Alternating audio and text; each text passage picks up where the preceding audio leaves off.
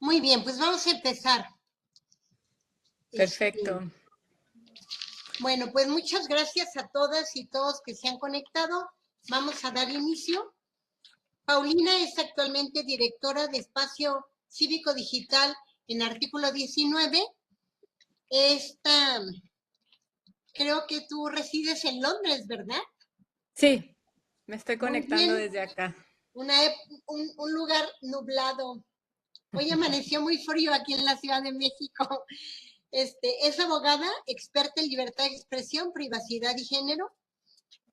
Tiene más de 15 años de experiencia trabajando en proyectos internacionales, regionales y nacionales que promueven, litigan y establecen estándares para la protección de la libertad de expresión, integrante de varios consejos de financiadoras y organizaciones de derechos humanos.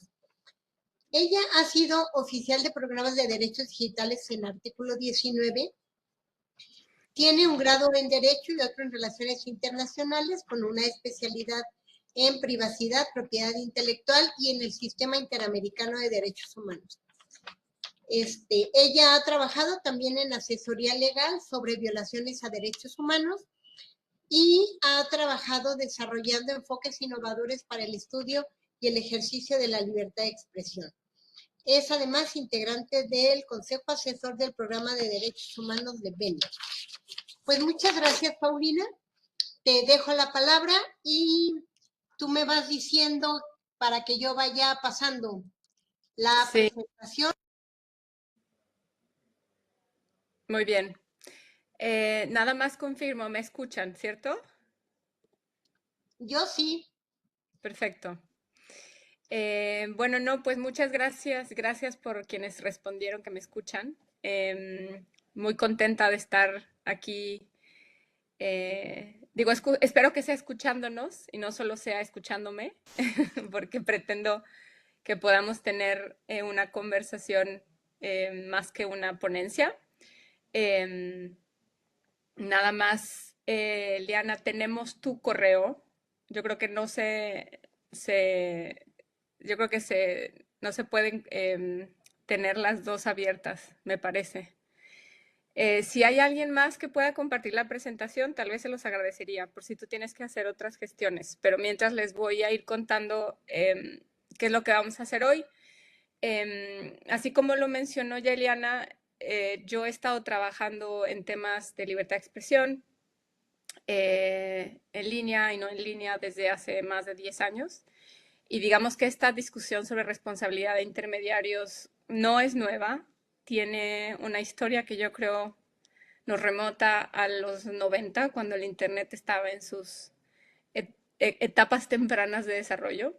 Y por eso me gustaría también retomar un poco cuáles son los orígenes y la historicidad de este principio de no responsabilidad o sí responsabilidad de intermediarios, cuáles son las fuentes en las cuales radican los principios que existen hoy en día, cuáles son los debates actuales, dónde están las tensiones, los estándares que rigen y protegen o se ponen en tensión en las distintas evoluciones del propio derecho y de los principios de protección de libertad de expresión con otros intereses legítimos. Entonces vamos a abordar un poco de todo ello. Yo espero que mi presentación no dure más de tal vez media hora, 40 minutos, para que el resto pueda ser de una discusión donde ustedes me puedan hacer preguntas o tal vez yo les pueda hacer preguntas a ustedes sobre cuáles son los principales temas a los que tienen exposición, dónde están buscando ideas, opciones. Espero que esto pueda ser así. Y creo que a mí también me ayudaría mucho si ustedes también pueden ir, me imagino que hay un grupo aquí para escribir, no sé si haya como un chat, donde creo que también a mí me sería bastante útil escucharles. Veo aquí sus nombres, pero si me pueden compartir un poco más, como qué es lo que hacen o cómo es que este tema a ustedes les presenta a algunas preguntas, oportunidades en su trabajo. Entonces, si pueden también ustedes compartir un poco en los mensajes, se los agradecería. Entonces, bueno, para iniciar, me gustaría exactamente iniciar en esa diapositiva donde es importante abordar cuáles son los conceptos con los que vamos a estar trabajando hoy, que es básicamente el título. A mí me invitaron a hablar sobre responsabilidad de intermediarios, discursos protegidos, censura. Y creo que es muy importante partir de qué estamos hablando cuando nos referimos a intermediarios de Internet o intermediarios digitales o servicios proveedores de servicios digitales. Todos estos conceptos los vamos a encontrar en diferentes fuentes, diferentes definiciones, pero creo que una muy importante a que tengamos en cuenta es que simplemente estamos hablando de aquellos servicios que median la comunicación en Internet y que facilitan esta comunicación. Esta es como una definición muy amplia que ha sido utilizada por UNESCO y por la Organización de Cooperación Económica para el Desarrollo, que han ido delineando cuál es el alcance de estos servicios cuando hablamos de intermediarios de Internet, intermediarios digitales, proveedores de servicios digitales, entre otros. Y también es importante especificar cuando hablamos de responsabilidad. Obviamente, este concepto de responsabilidad es de origen anglosajón. Es decir, viene específicamente de decir cuál es la responsabilidad, no así en inglés hay esta definición entre responsibility y liability. Entonces, cuando hablamos en términos en nuestro lenguaje, hablar de responsabilidad, podemos hablar de una gran gama de normas o de una serie de obligaciones legales o de una serie de compromisos que pueden llegar a ser legales o cuasi legales respecto a la actuación y las medidas que tomen estos intermediarios respecto a contenidos y sus servicios en entornos digitales. Y obviamente esta definición de responsabilidad va a variar mucho dependiendo del contexto legal. Y por eso quería hacer un énfasis en esto. Cuando hablamos de responsabilidad, hablamos de obligación, hablamos de conceptos que van a seguir surgiendo a lo largo de la presentación. Entonces es importante que cuando hablamos de estos servicios, de cuando estamos hablando de intermediarios, que tengamos una idea de cuál es esta categoría. Si podemos ir a la siguiente. Esta categoría no se limita a esta serie de intermediarios, por así llamarlo, que la siguiente diapositiva, por favor. Que es básicamente, podemos hablar, bueno, son servicios proveedores de Internet, podemos hablar de servicios de almacenamiento, podemos estar hablando de buscadores, motores de búsqueda, podemos estar hablando de plataformas digitales, de redes sociales. Podemos estar hablando de una gran gama de intermediarios cuando estamos hablando de intermediarios. Entonces, al hablar de esta responsabilidad, específicamente respecto de cada tipo de intermediario, es importante tener en cuenta el alcance y el servicio que proveen.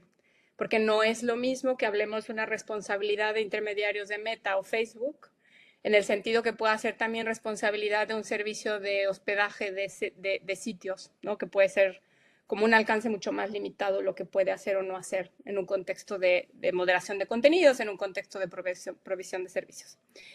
Juliana, ¿me apoyas a la siguiente diapositiva?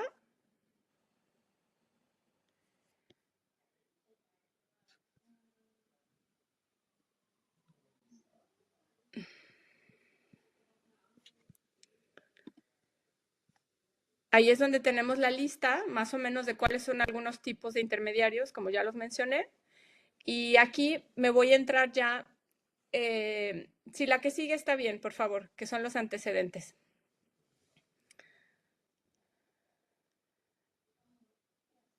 Más arriba, por favor. Ahí. Muy bien, entonces como les dije, era importante, es como importante empezar con lo que son los modelos de inmunidad. Entonces, bueno, no, se dejó de compartir la Sí, presentación. es que vamos a cambiar de quien está compartiendo porque yo estoy teniendo dificultades. Entonces va a compartir otra persona en ese momento. Está bien. Bueno, yo voy a seguir. Sí, perdónanos un segundo. Cuando hablamos de antecedentes de estos modelos de inmunidad, les hablaba yo que era importante remontarnos un poco a la historia de dónde vienen estos principios. Hay un principio que existe, estoy asumiendo que conocemos el principio. Hay un principio que se remonta a los 90s, que se refiere a la no responsabilidad de intermediarios por el contenido de terceros.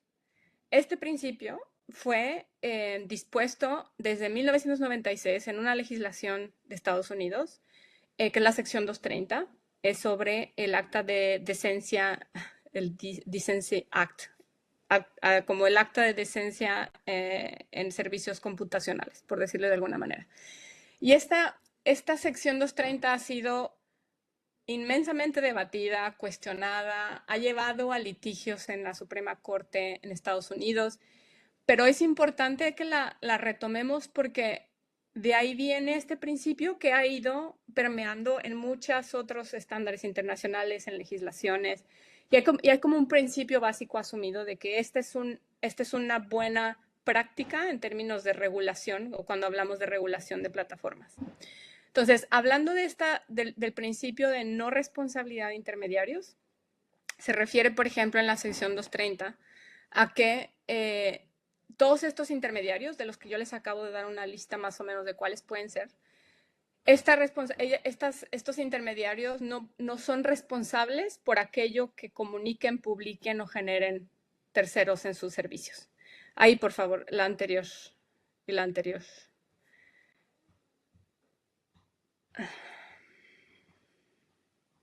A ver, la que sigue, por favor.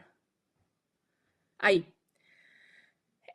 Tenemos a la sección 230 como tal, que ahorita les voy a hablar un poco del detalle, que es donde estaba empezando a hablar. También tenemos desde los años 2000 está la Directiva de Comercio Electrónico de la Unión Europea, que se hablaba de una inmunidad condicionada, y ahorita les voy a decir a qué se refiere. Y esto eventualmente fue evolucionando a todos los estándares internacionales que adoptan no nada más Naciones Unidas, las resoluciones del Consejo de Derechos Humanos o el Sistema Interamericano de Derechos Humanos. El origen viene de todas estas legislaciones que, si bien son muy antiguas y se desarrollaron en un contexto donde se intentaba incentivar la innovación tecnológica y que Internet sirviera a sus propósitos de democratización, de diversificación de contenidos, de aceleración de comunicación transfronteriza, entre otras, este principio hasta ahora, digamos que se ha mantenido por muchas razones que ahorita vamos a hablar. Y una de las motivaciones principales no fue nada más como potenciar e incentivar el desarrollo de Internet como lo conocemos hoy, sino también radica, por lo menos la sección 230, en la protección de la primera enmienda, que es la libertad de expresión en ese contexto legal, pero que otros estándares internacionales la retoman porque en la práctica ha sido un principio y una práctica efectiva para proteger la libertad de expresión y promover una diversidad plural en las comunicaciones en Internet. Entonces, cuando hablamos de la sección 230, podemos ir a la siguiente, por favor. Cuando hablamos de la sección 230 de la DCA, me quiero detener muy rápido aquí porque esta sección lo que hace es proteger a los proveedores de servicios en Internet o a los intermediarios, los protege de litigios civiles que puedan generarse por los contenidos en Internet. O sea, es decir, que si alguna de las comunicaciones que se publican, digamos, hoy en día tenemos discursos de una variedad inmensa y podemos empezar a hablar, por ejemplo, los casos más predominantes en aquellos años era la difamación, ¿no? Entonces lo que querían era proteger a los proveedores de litigios que pudieran generarse por contenidos difamatorios. Entonces lo que el principio básico alrededor de proteger a los proveedores de esta responsabilidad es que la responsabilidad debe radicar en aquellos que están emitiendo el contenido, en lugar de aquellos que están siendo solamente la ruta y la vía para compartir el contenido. Entonces, este principio que se establece en la sección 230 busca proteger a los proveedores de estos contenidos, protegerlos de litigios por aquellos que se pueden ver afectados. La otra es que provee inmunidad a estos intermediarios y a los usuarios por los contenidos de terceros. Que si tú en tu página tienes contenidos en tus comentarios de personas que pueden ser difamatorias, que pueden ser falsas, que pueden ser de muchos otros tipos, entonces tú como proveedor de servicio, de hosting, de hospedaje, de buscador, etcétera, tú no puedas ser objeto de litigio, no puedas ser objeto de sanción. Y obviamente hay una cláusula en esta legislación que protege a estos intermediarios de una manera, digamos, más elevada si están realizando moderación de buena fe. Y esto quiere decir que si hay contenidos objetables en el sentido de la ley de Estados Unidos, que podían ser contenidos en ese momento lujuriosos, obscenos, entre muchas otras características que venían en aquel momento, era que estos proveedores puedan realizar actos propios de moderación y les protege también de esos actos, porque se asume que ellos están tomando medidas por sus propios medios para evitar que ciertos contenidos cuestionables puedan continuar circulando. Entonces, esta inmunidad, como se le llama a veces como inmunidad casi absoluta, en realidad sí tiene sus limitaciones, pero lo que intenta es proteger a aquellos intermediarios para que no se les trate como editores o como autores de la información, porque eso implicaría unas consecuencias distintas. Sí es cierto que las excepciones a esta inmunidad o a esta protección son aquellas que se contemplan en legislaciones de tipo penal federal y violaciones en materia de propiedad intelectual. Son unas limitaciones muy específicas donde lo que dicen es que estos intermediarios, en dado caso que promuevan este tipo de contenidos, entonces, o permitan que estén en sus plataformas, podrían llegar a tener cierta responsabilidad. Esta sección 230, hablo de estos detalles porque sigue vigente, porque sigue siendo objeto de litigios hoy en día. Los más recientes casos donde familias de víctimas de ataques de islamofobia en Francia, en Estados Unidos, iniciaron litigios en contra de Google, encontraron litigios de YouTube y de Twitter, exigiendo que se les excepcionara de la inmunidad que contempla esta sección 230. Por eso es importante como continuar y comprender el alcance de la sección 230 para saber de dónde viene el principio. Pero como manera de opinión y de crítica, hay muchas críticas porque dicen que esto es también lo que ha permitido que las plataformas hayan adquirido un poder de dominancia en términos económicos, que no haya responsabilidad por difusión y utilización de sus plataformas para contenidos legales y prohibidos, incluso por el derecho internacional. Entonces, tiene sus dos caras al momento que la analizamos, pero quería compartirles el detalle para que lo incluyamos dentro de nuestro mapa completo de responsabilidad. Ahora, si vamos a la siguiente diapositiva, yo hablaba también de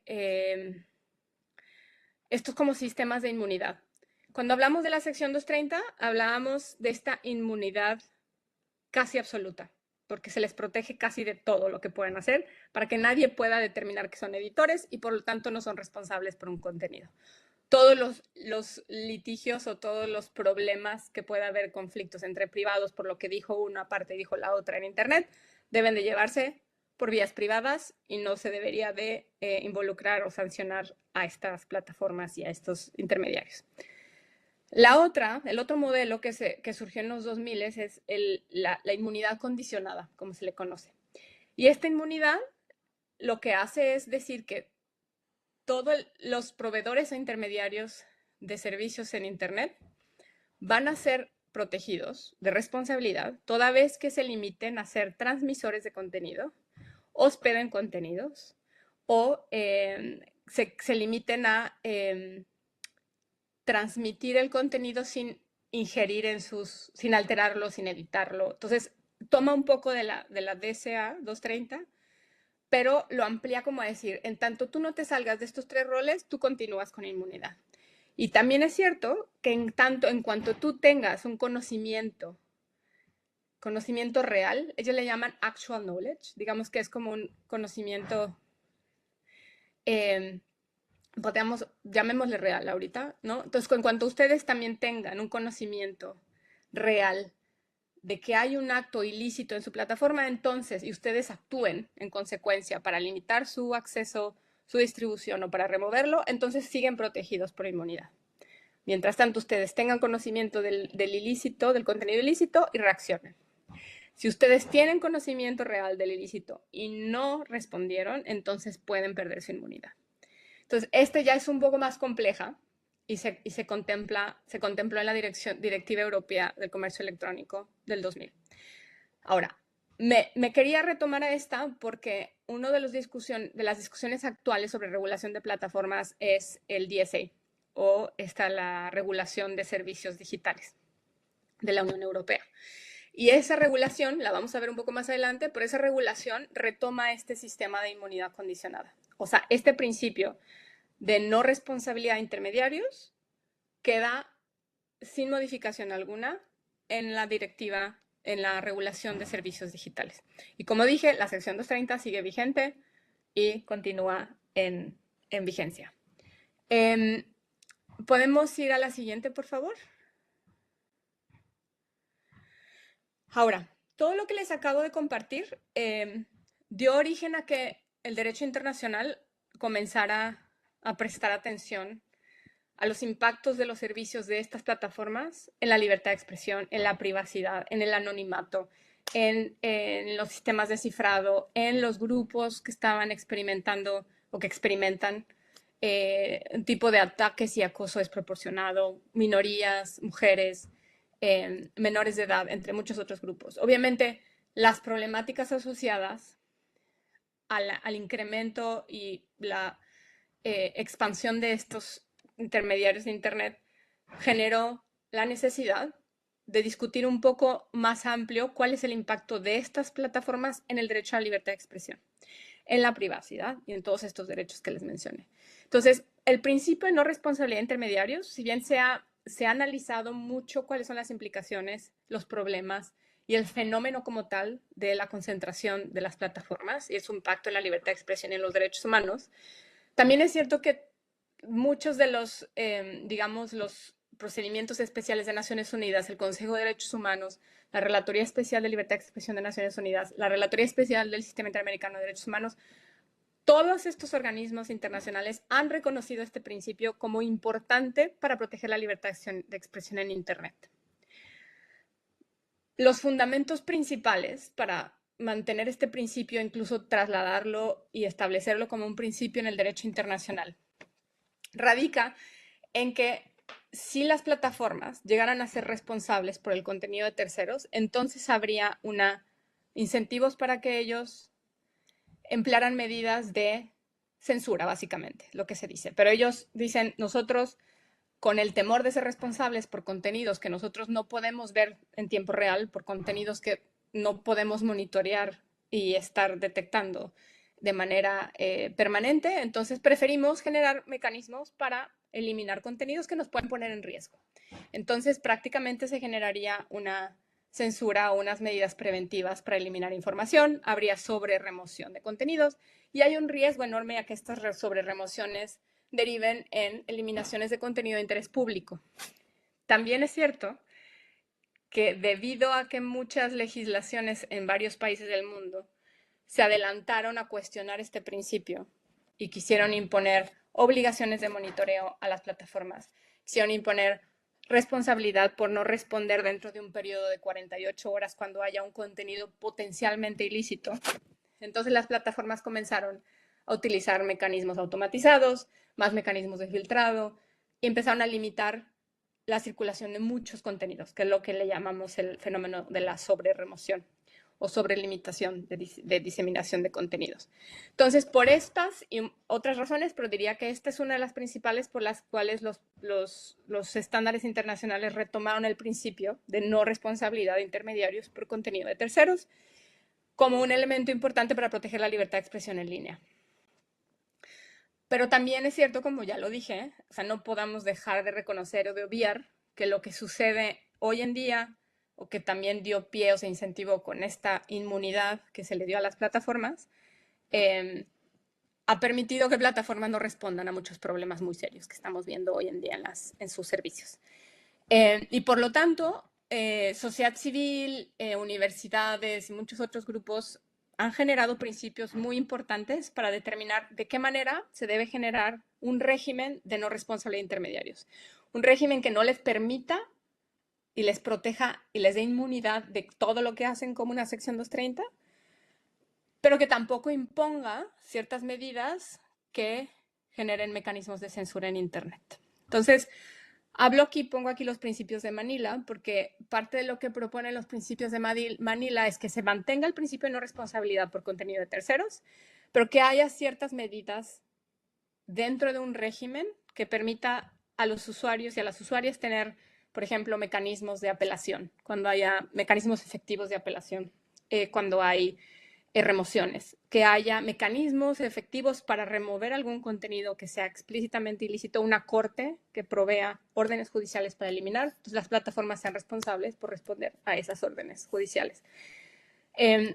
Entonces habla también de cuáles son los principios que se deben tener en cuenta para necesidad y proporcionalidad, o sea, es decir, sociedad civil, artículo 19, organizaciones que han estudiado mucho estos temas desde las dos posturas de no permitir tanta flexibilidad, pero sin ponerles algunas medidas a las empresas, es obvio que va a haber situaciones en las que se necesitan remociones, se necesitan restricciones y esas deben de seguir un principio de necesidad y proporcionalidad, ¿no? Y es parte de lo que estos principios también abordan.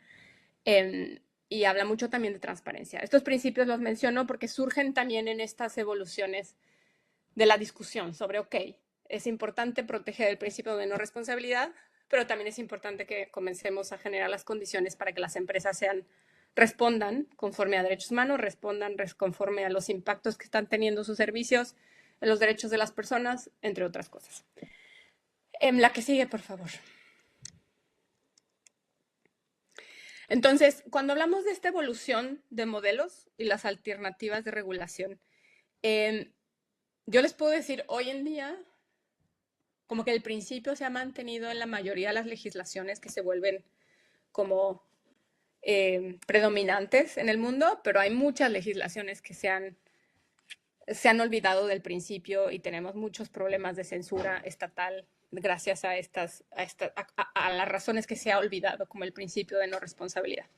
Y me refiero a países como Etiopía, países otros en Asia, que han decidido simplemente responsabilizar a las plataformas, y hay ejemplos muy claros donde, pues, por el riesgo de ser responsables, hay una censura muy, muy, muy demostrable en los contenidos que pueden ser de interés público. Cuando hay un conflicto crítico, una crisis, entonces queda muy claro que los sistemas automatizados están eliminando contenidos que no deberían eliminar, entre muchas otras cosas. ¿Por qué? Porque las empresas en realidad, digamos que sus acciones van principalmente dirigidas a preservar sus intereses económicos. Y un régimen de responsabilidad a ellos les pone en riesgo. Y tampoco quieren, al mismo tiempo no quieren estar invirtiendo en más sistemas que sean perfectos como para continuar moderando ciertos contenidos que pueden ser objeto de responsabilidad para ellos. Entonces, deciden hacer una inversión de corto alcance, con medidas medianamente que puedan cumplir con la responsabilidad que les están imponiendo en ciertos países, y eso genera muchísimos problemas en términos de moderación, silenciamiento de voces, de medios independientes, entre muchas otras cosas. Entonces, digamos que algunos de los modelos que han intentado retomar experiencias, digamos, problemáticas o que no cumplen con los estándares de derechos humanos y los principios internacionales y de protección, digamos que también han ido evolucionando a lo que les voy a contar ahora. Una de ellas es la legislación de servicios digitales. Como les mencioné, o sea, esta legislación fue adoptada en el 2022, que fue también hubo una discusión internacional bastante grande, incluso se hablaba de cuál va a ser el impacto de esta legislación en países de Latinoamérica, de qué manera evitar los problemas que tiene esa legislación en otros países, porque siempre hay una importación de modelos europeos en muchos países. Y digamos que parte de lo rescatable de esta legislación europea es que mantiene el régimen de inmunidad, o sea, condicionada, el que yo les conté, que quiere decir que están protegidas de responsabilidad o son inmunes en tanto sean transmisoras, en tanto sean solamente hospeden contenido, y cuando identifiquen o tengan conocimiento real de contenidos o conductas ilícitas, hagan todo lo que esté en su poder para removerlo, para limitar su acceso, entre otras cosas. Esto no excluye la obligación de responder y acatar órdenes judiciales. Esto se quedó en la legislación de servicios digitales. También se quedó la obligación de no imponer, o sea, los estados deben asegurarse de no imponer obligaciones de monitoreo en sus plataformas. Y esto es algo que también se queda en la legislación de servicios digitales. ¿Por qué? Porque esto atenta contra la privacidad, atenta contra la presunción de inocencia, entre muchas otras cosas.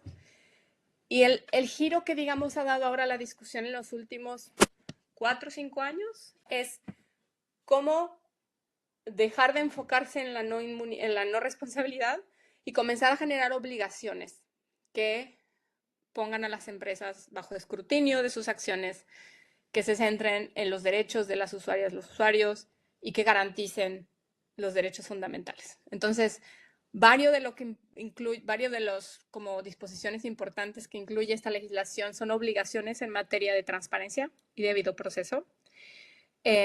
Las obligaciones de transparencia son muy amplias, que van desde reportar cuáles son sus mecanismos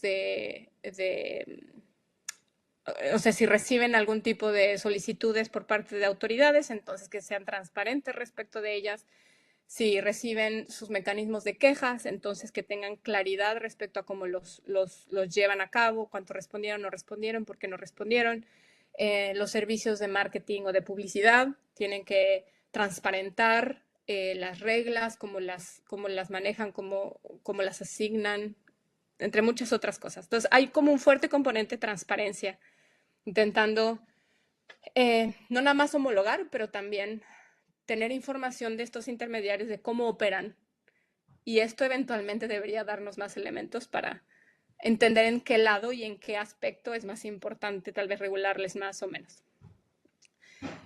También tiene obligaciones muy importantes de debido proceso, que significa que las empresas, cada que remueven un contenido, eliminan acceso, limitan la visibilidad de ciertos contenidos, etcétera, etcétera, siempre tienen que dar como un razonamiento de motivos o una exposición de motivos o simplemente justificar por qué reglas utilizaron para eliminar, entre otras. Y esto, ¿por qué? Porque le permite a la persona usuaria recurrir. Y entonces tienen que proveer de un mecanismo específico para manejar la queja y poder apelar. Entonces, hay todo un sistema de debido proceso que se aborda aquí. Y también hay varias obligaciones que ahorita, hoy en día, es donde se está concentrando la discusión, que es en debida diligencia. Esta legislación lo que dice es que las empresas, como las grandes plataformas, que tienen un criterio para determinar cuáles son grandes y cuáles no, o muy grandes, porque es very large, lo que hacen es decir, tienes que tomar medidas de mitigación ante riesgos sistémicos en tu plataforma. La legislación no define cuál es un riesgo sistémico, pero hoy en día toda la discusión está respecto de cómo las empresas van a tener que llevar a cabo esta debida diligencia, las evaluaciones de riesgo de sus servicios en derechos humanos y de qué manera se van a asegurar que las personas que están afectadas participen en esa evaluación, las medidas de mitigación. Entonces, como podemos ver, la evolución de esta discusión del modelo de inmunidad o no inmunidad ha llegado a generar obligaciones, que no es una responsabilidad por contenido de terceros, como lo estábamos hablando al principio, es regulación para imponer obligaciones en materia de transparencia, de debido proceso y de debida diligencia. Hay unas guías desarrolladas por UNESCO que tomaron varios de los elementos importantes de la legislación de servicios digitales. Y esto es, UNESCO habla, cuando un Estado quiera regular las plataformas o los intermediarios, deben de seguirlo bajo un enfoque de derechos humanos que proteja la libertad de expresión, la privacidad, los derechos de no discriminación, entre otros, ahí mencionados, pero habla también de, para regularles, la regulación se debe enfocar en debida diligencia, sobre derechos humanos y género. Habla de estas evaluaciones de riesgo, habla de las medidas de mitigación. Y algo como importante que hubo en la legislación de servicios digitales europea es que esa legislación, en sus primeros drafts, o sea, en las primeras versiones de esa legislación, había categorías de contenidos. Y desde una lógica de libertad de expresión, tener una categoría de contenidos te impone una legislación basada en contenido, que en teoría es contraria a la libertad de expresión.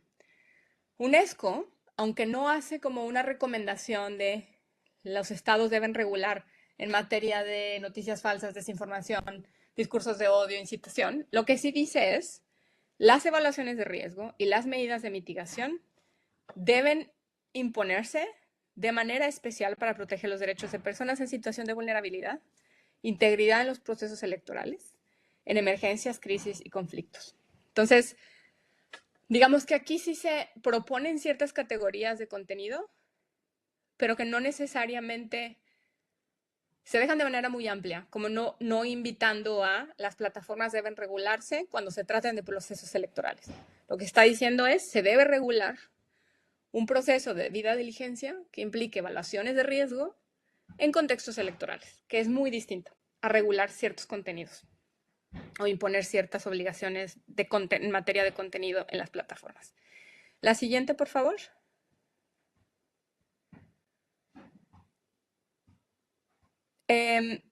Antes de pasar a otros ejemplos que les quiero contar, me gustaría hacer una pausa para ver si alguien tiene alguna pregunta. No sé si estoy compartiendo demasiada información, si voy muy rápido. Entonces, algún comentario, pregunta, sería muy bienvenido.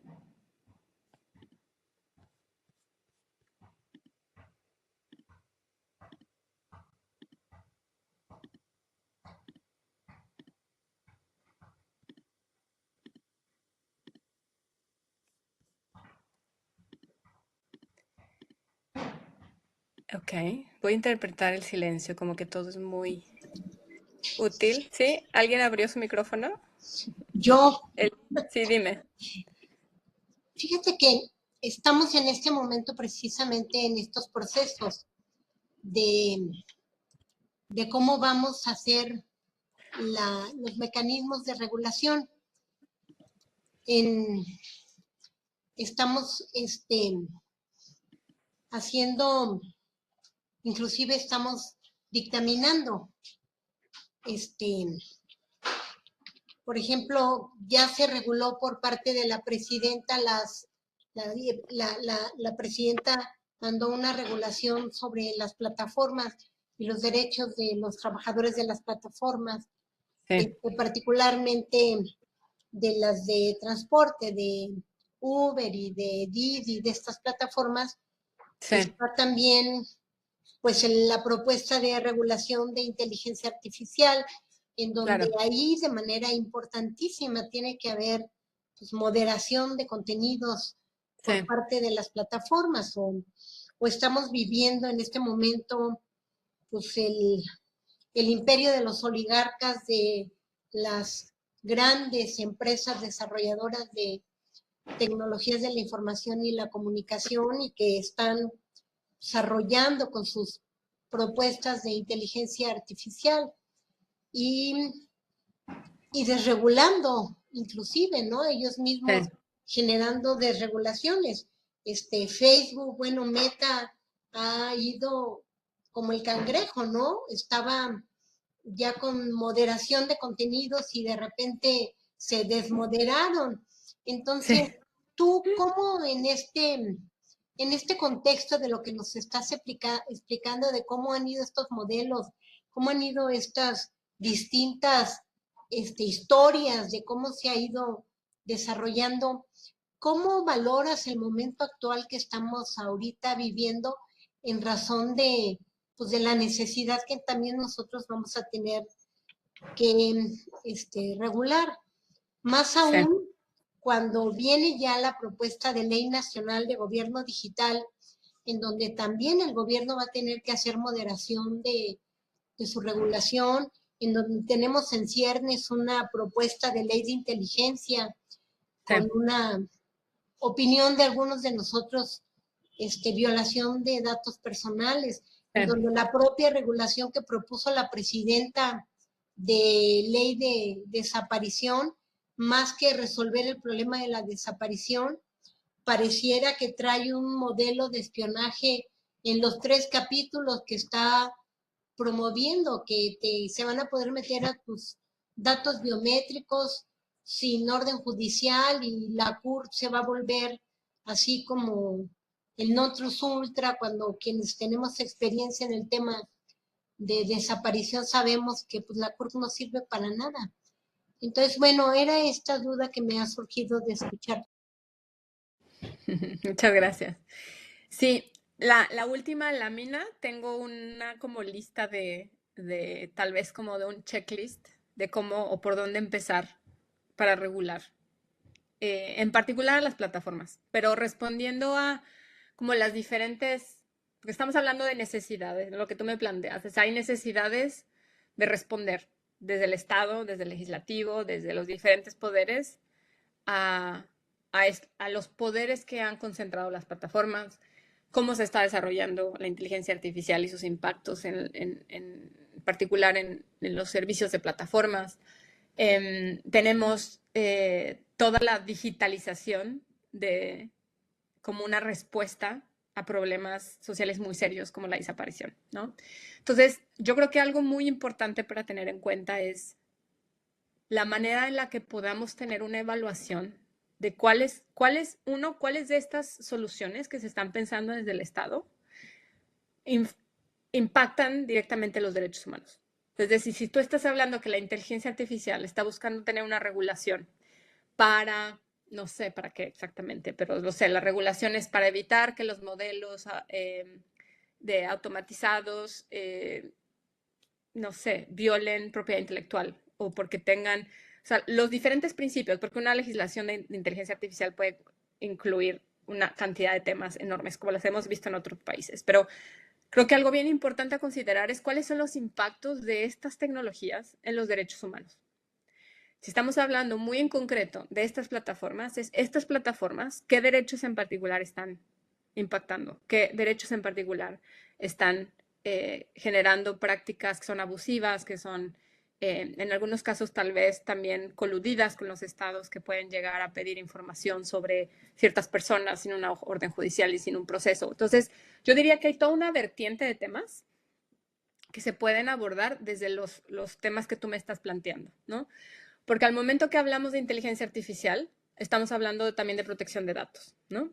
Entonces, tenemos una protección de datos, digamos, con una legislación nueva y habría que revisar de qué manera esta legislación va a ser suficiente o no para proteger los datos de las personas que van a ser procesados por los sistemas de inteligencia artificial. Entonces, ¿de qué manera esta protección de datos va a poder generar algún tipo de... y de qué manera queremos pensar la regulación de la inteligencia artificial en materia de tratamiento de datos personales? Las fuentes de donde las toman. Hay toda una discusión ahí en tema de protección de datos.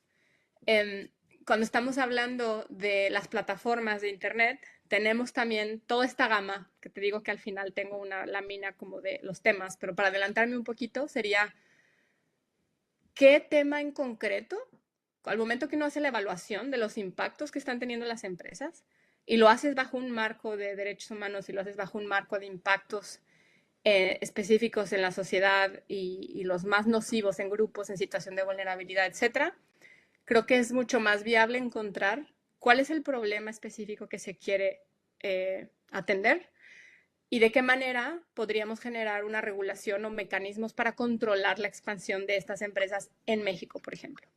¿Por qué? Porque estas empresas en realidad pocas veces responden, en teoría tienen que vigilar y cumplir con las legislaciones nacionales.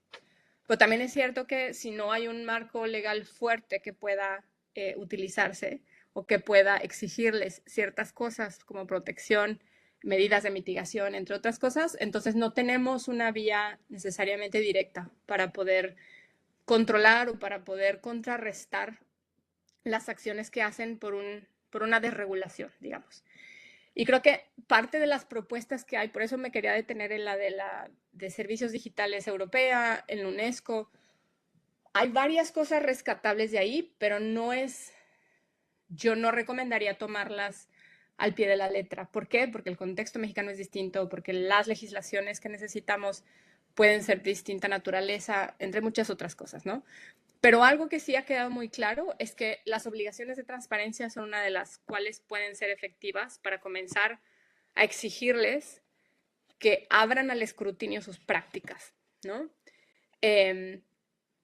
Cuando hablamos de debido proceso es porque en lugar de permitirle a la empresa autorregularse y generar los mecanismos como le dé la gana de moderación, entonces tú, en lugar de incentivar el crecimiento de la plataforma, entonces voltea rápido a cuáles son los derechos que está afectando de personas usuarias. Entonces dices, claro, necesito generar mecanismos de debido proceso para los usuarios, las usuarias, porque les están removiendo contenidos o están permitiendo divulgación de contenidos que no deberían, entre muchas otras cosas, ¿no? Entonces, o sea, digo, respondí un poquito a cada tema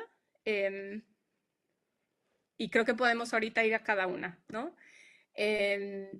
Para hablar también de la regulación de plataformas, trabajadores de las plataformas. Para seguir con la evolución de los modelos, y vamos a ver si alguna de estas láminas tiene algo para discutir un poco más de tus preguntas, Eliana. Yo les mencioné que la sección 230 ha sido objeto de litigios, ¿no? En los últimos 20 años. Y el más reciente que tuvieron fue en 2023, ¿no? Que fue lo que les conté, eran familiares de víctimas de ataques por islamofobia, uno en París y otro en Estados Unidos, donde quisieron cuestionar la inmunidad que tienen las plataformas bajo la sección 230, argumentando que permitieron que sus servicios como que apoyaran o incentivaran la manera en la que recomendaban los algoritmos cierto contenido para que las personas que fueron y perpetraron estos actos digamos, ellos le llaman de terrorismo, pues fue facilitado por las empresas. Y obviamente es un caso muy serio y es un caso emblemático donde estamos hablando de cuestiones muy serias, que estamos hablando en este caso de terrorismo, islamofobia, entre otras cosas. Aquí algo que la Corte dijo es que no pueden alejarse del principio de inmunidad o de no responsabilidad, porque las empresas en realidad no están facilitando o no están intencionalmente haciendo llegar este contenido y no pueden tener un monitoreo permanente de lo que está pasando. Pero hablaban también de que en la medida que se proteja la libertad de expresión de las empresas, es algo que permite mejorar los servicios de moderación, las recomendaciones, entre otras cosas. Entonces, digamos que ahí esos casos, los argumentos, podríamos decir que fueran muy buenos, los casos eran buenos, pero tal vez la sección 230 no era la mejor vía legal o mejor base legal como para cuestionar la inmunidad, ¿no? Habría que pensar, o sea, en estos casos donde sí es cierto que se utilizan para cosas que son seriamente accesibles y seriamente violatorias de derechos humanos, de prohibición de contenidos, por la libertad de expresión incluso, habría que cuestionarnos cómo podemos hacer para que estas empresas respondan y limiten y tengan otro rol más allá de decir que son inmunes bajo la sección 230, ¿no? Otro caso que me parece bien importante, o tal vez como, porque sé que en Latinoamérica esto ha sido un tema de discusión desde, no sé, hace, que estamos, 2000, no sé, muchos años, digamos 10 años. Porque a raíz del caso Costeja, por el Tribunal Europeo, es que se volvió muy famoso a nivel internacional lo que se le llama, o el mal denominado derecho al olvido, ¿no? Y es una figura que se origina en un contexto legal muy distinto a, por ejemplo, a nuestros países de Latinoamérica. Y Argentina ha sido digamos, uno de los países que ha analizado de mayor manera los reclamos utilizando esta figura. Y hacen alusión al caso de Costeja en Europa, hacen alusión a por qué las personas afectadas por contenidos que están en línea deben de tener un derecho al olvido, entre muchas otras cosas, ¿no? Pero algo bien interesante es que el caso de cuando inician a cuestionar, este caso es como derecho al olvido en relación con la responsabilidad de intermediarios. O sea, es decir, muchos de los intentos de las personas que van y demandan empresas en Argentina es la responsabilidad, las empresas deben tener responsabilidad en tanto no me han garantizado mi derecho al olvido. Entonces, las cortes en Argentina, las de primera, segunda instancia, no siempre, muchas veces se han ido ya a los tribunales superiores, pero han analizado que en realidad, o sea, el principio de no responsabilidad continúa vigente y dicen por qué. Y hablan de cómo este principio protege la libertad de expresión y protege discursos de interés público, que como sabemos tienen una protección especial en el sistema interamericano de derechos humanos, incluso en la Constitución mexicana, las constituciones de Latinoamérica, porque es un principio importante de libertad de expresión en nuestro país y en nuestro sistema jurídico. Y hablo algo de lo que las Cortes argentinas han dicho, o sea, desde el 2007, que fue el caso, uno de los primeros casos donde reconocen que hay un principio de no responsabilidad de intermediarios por contenidos de terceros, hasta el caso más reciente, que fue el de Negri en 2022, se le pedía a Google desindexar toda la información relacionada con el caso Coppola y una persona asociada al caso. Entonces, una de las cortes ahí dijo, ¿no? Desindexar ciertas direcciones implicaría limitar o interrumpir el proceso de comunicacional. Y esto, obviamente, dificultaría lo que implica una grave restricción a la circulación de información de interés público. O sea, el interés público ha jugado un rol crucial en el análisis de si existe o no responsabilidad de las empresas y si existe o no un derecho al olvido en los sistemas legislativos y sistemas judiciales, perdóname, sistemas jurídicos de varios países de la región. Si vamos a la siguiente, por favor, van a encontrar que en México, por ejemplo, también, creo que el caso más reciente, en 2024, ahí estableció explícitamente que el principio de no responsabilidad de intermediarios es parte fundamental del derecho a la libertad de expresión. Está protegido por el marco jurídico mexicano. Y en este caso, también se tomaron los argumentos de un caso específico sobre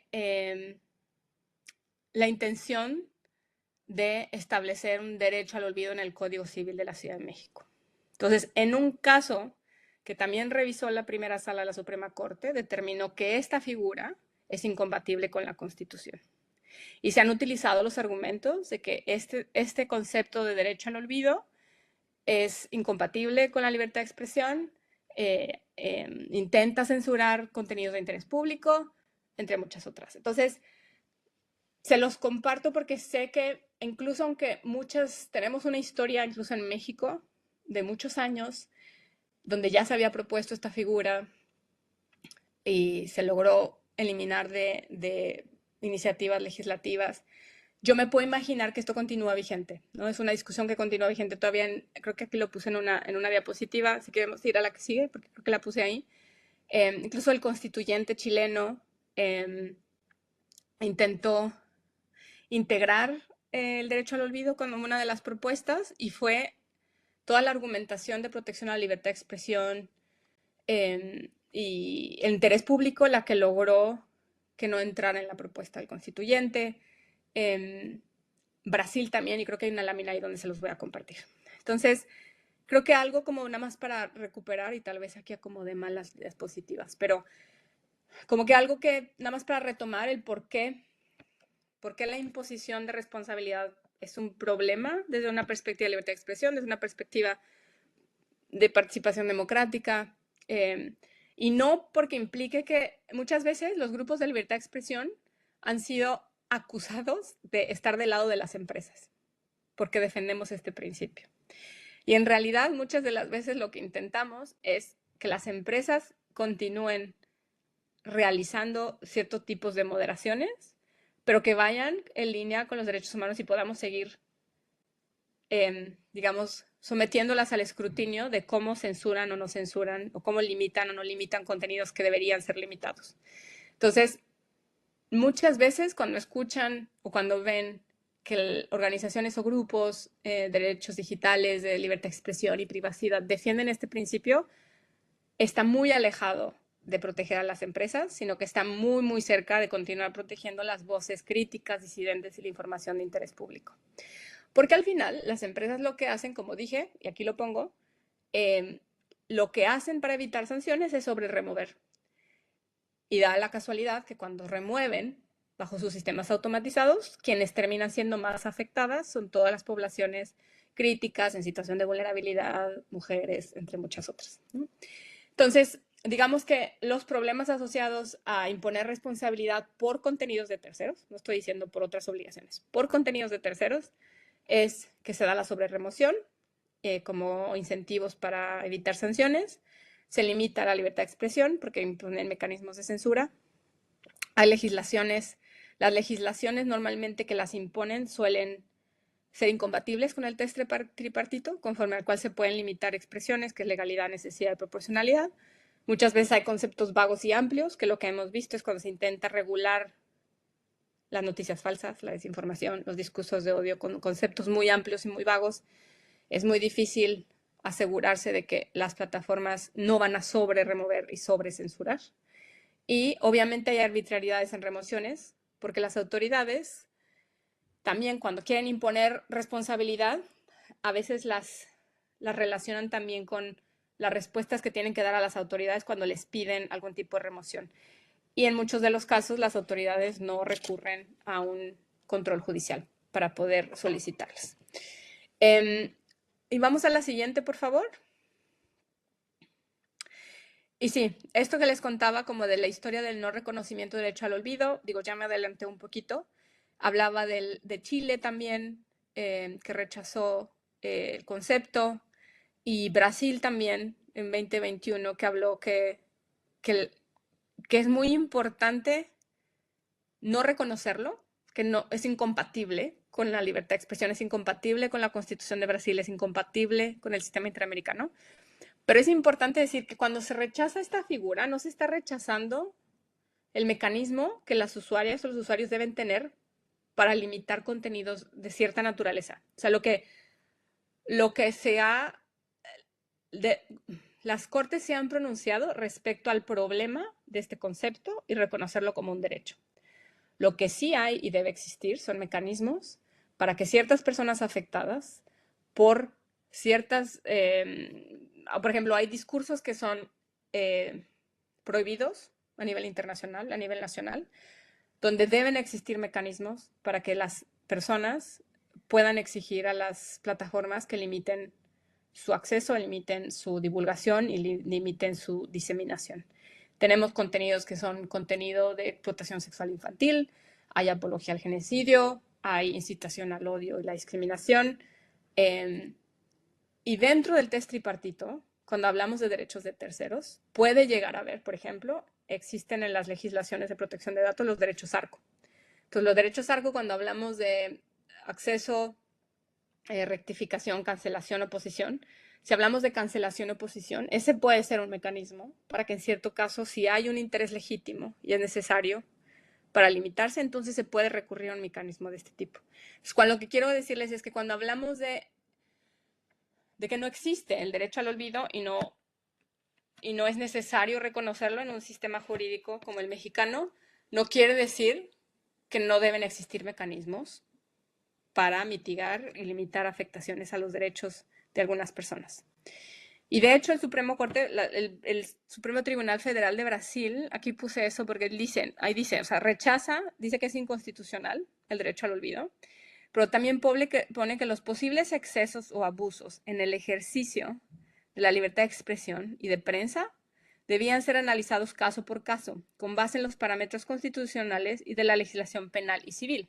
O sea, es decir, podría haber responsabilidades ulteriores por ciertos contenidos que se difunden en Internet, pero deben seguirse conforme a legislaciones, mecanismos que existen, y si esos no están funcionando, entonces revisarlos. Pero como tal, el concepto de derecho al olvido, el problema es que normalmente se busca reconocer, y los litigios han sido respecto a esto, es que buscan que las cortes lo reconozcan cuando se tratan de expresiones de interés público. Y es por eso que este concepto es incompatible, es inconstitucional, ya declarado por muchas cortes. Y la que sigue, por favor. Entonces, bueno, aquí es donde yo hablaba. Si queremos hablar de cómo regular plataformas y proteger intereses legítimos.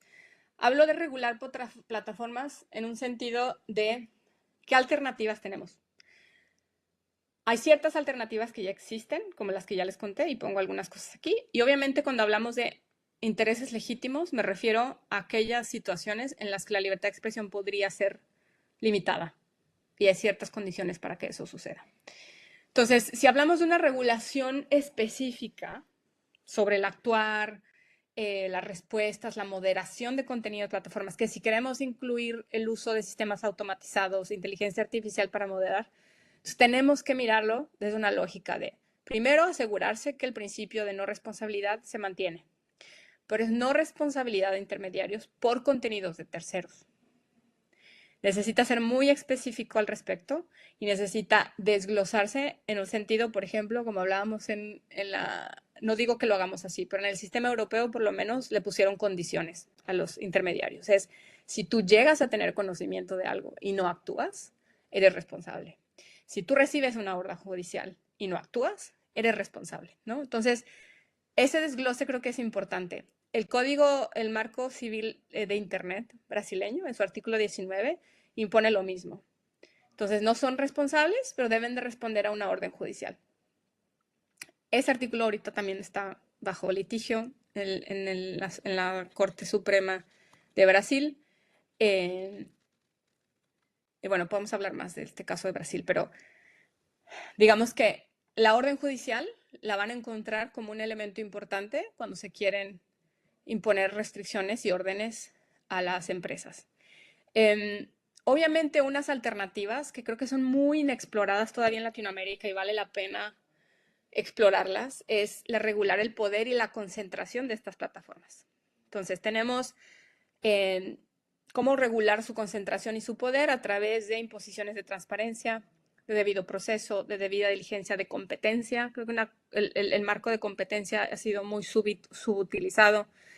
La protección de datos personales, que también, como ya lo dije, tiene una relación con la inteligencia artificial, y los modelos de negocios de publicidad. O sea, estas empresas se benefician de muchas cosas. Su modelo de negocio se mueve a través, y esto es algo que las obligaciones de transparencia nos van a ayudar a entender mejor.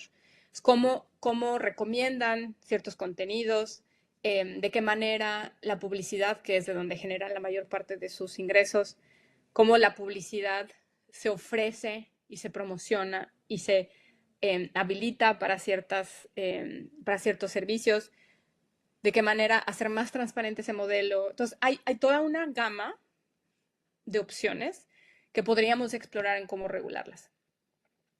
Y obviamente cuando ya hablo al final de proteger intereses legítimos, y aquí me estoy hablando de intereses legítimos, estamos hablando privacidad, estamos hablando de derechos de terceros, que sí es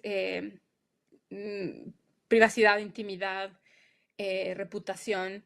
Todos estos son intereses legítimos que pueden llegar a ser susceptibles de protección respecto de una expresión. Entonces, siempre hay opciones en tanto se cumpla con el test tripartito. Entonces, es muy claro que cuando hablamos de una tensión entre la libertad de expresión, el interés público y estos otros intereses legítimos, tenemos muchas figuras subutilizadas. O sea, una de las cosas que aprendimos en un seminario que tuvimos en unos países de los Balcanes y en otros de Europa del Este es, muchas de las veces, todos los casos, por ejemplo, de violencia de género en línea, está subutilizado todo el marco legal de violencia de género. O sea, cuáles son las obligaciones, cuáles son las medidas, cuáles son las bases legales que se pueden utilizar para incentivar o motivar una investigación efectiva en casos de acoso, cuáles son las limitaciones que se pueden imponer respecto a la diseminación de cierto contenido, pero no se han explorado y no se han utilizado, ¿no? Entonces, esta es una. La otra es lo que dije, ¿no? Si hay ciertos datos que necesitan ser corregidos o cancelados, entonces siempre va a haber una necesidad de hacer un balance con el interés público de la información, donde tenemos todas las herramientas legales para hacerlo, pero muchas de las veces creo que están subutilizadas. Y donde no las hay, entonces habría que abrir un campo de desarrollo del derecho, donde el derecho siempre lo podemos moldear y mejorar para nuestras necesidades. Entonces, aquí termina mi presentación. Creí que me iba a tardar menos. Una disculpa si me extendí mucho. Pues bueno, No, mi no te interés sería que ahora preocupes. me pregunten. Sí, sí. No te, Te pusiste en silencio, Eliana. que no te preocupes porque pues nuestra clase dura 2 horas y estamos a muy buen tiempo de que pueda Sí. haber preguntas, comentarios de nuestras y nuestros colegas que están participando. Entonces yo vería si tenemos en el chat alguna pregunta. Yo quiero ofrecer una disculpa porque inicié mi video, pero quedó como pasmado. Entonces, estoy viendo si en el chat hay alguna pregunta, luego en el chat hacen preguntas. Hola, hola. No, Buen día, ¿sí me escuchan? Sí, adelante, buenos Juan. días. Hola, gracias, Paulina, por la presentación. Soy Juan Martín y trabajo con derechos de niños, niñas y adolescentes. Hay todo un debate, como tú lo has comentado, respecto al equilibrio entre participación de adolescentes de 13 años en adelante y protección. Sí, Trabajamos junto con el Comité de Derechos del Niño de Naciones Unidas una observación general específica, la número 25, sobre sí, los derechos de niños y niñas en los entornos digitales. Me gustaría un poco tu opinión porque nos ha costado mucho tratar de explicar al mundo adulto los derechos de niños y niñas desde la noción de ciudadanía digital. Se entiende con más o menos facilidad para el mundo adulto, pero cuando sí, hablamos de ciudadanía digital para niños y niñas, les salta más el terror de protección sí, que el de participación. Y sí, bueno, mi acompañamiento y debate con las plataformas es esto último que tú planteabas sobre cómo pueden y deben de proteger los derechos de niños y niñas, asumiendo que hay un modelo de negocios pues, que casi es contrario a derechos. sí, Pero bueno, ahí me gustaría un poco tu reflexión sobre este problema adultocéntrico para reconocer los derechos sí. digitales y la ciudadanía digital de niños y niñas. Gracias, Paula. Muchas gracias, Juan. Sí, tocas un tema súper relevante para estas discusiones. Y creo que me recuerda un poco la conversación de cuando se habla de niños y niñas como objetos de protección y sujetos de derechos, ¿no? Em, Creo que la manera en la cual por lo menos hemos logrado traducir un poco por qué la protección necesita dejar de verse como una sobreprotección y comenzar a verse como un habilitador para el ejercicio de derechos de niñas y niños. Creo que parte de cómo la tecnología y el acceso a ella puede generarles beneficios en términos de privacidad, por ejemplo. O sea, en lugar de imponer medidas restrictivas, intentar alejarles y protegerles de todo el terror que existe en Internet, es como desde una edad comenzarles a informar, no nada más de los riesgos, pero informarles de las medidas, los mecanismos que existen para que ellos puedan ejercer sus derechos, puedan reclamar si llegan a tener acceso a ciertas cosas, pueda incluso ponerse a la plataforma o a los servicios en Internet en entredicho respecto a las prácticas que hacen, ¿sabes? Así, los adultos, las adultas no vamos a lograr acceder a todo lo que hace bien o mal la plataforma si no tenemos a las usuarias, los usuarios ejerciendo sus derechos para reclamar cosas, ¿no? O sea, es desde una construcción de, digamos, de ejercicio de derechos. Por eso hablaba como de sujeto, objeto de protección y sujeto de derechos. Eh, la otra también ha sido hasta en términos de privacidad. Hay obviamente un tema súper serio que tiene que ver con el acceso y la divulgación de contenido de abuso sexual infantil, donde las plataformas, o sea, hay todo un cuestionamiento respecto de las plataformas que están haciendo y que no están haciendo para limitar el, el, la divulgación y que esto continúe siendo accesible en las redes. Entonces, algo de lo que te puedo compartir en este momento, como la discusión que hubo, por lo menos en el proceso de negociación del Tratado de Cibercrimen de Naciones Unidas, fue cómo hacer uso tal cual de los mecanismos internacionales que ya existen, pero también están subutilizados para realizar investigaciones e involucrar a los actores privados en las medidas que están utilizando. O sea, es decir, existen mecanismos en el derecho internacional, digo, es la Convención de los Derechos del Niño, ahorita no me acuerdo bien cuál es el instrumento, pero que te lo puedo compartir después porque lo vimos hace unos años en ese proceso. Es como estos mecanismos y estos instrumentos ya establecen obligaciones en los estados para que puedan exigir a las empresas ciertas medidas, ¿no? Entonces, ahí ya no se trata nada más como de proteger, sino se trata de que el Estado tome un rol activo en imponer obligaciones o medidas, exigir medidas a las plataformas, ¿no?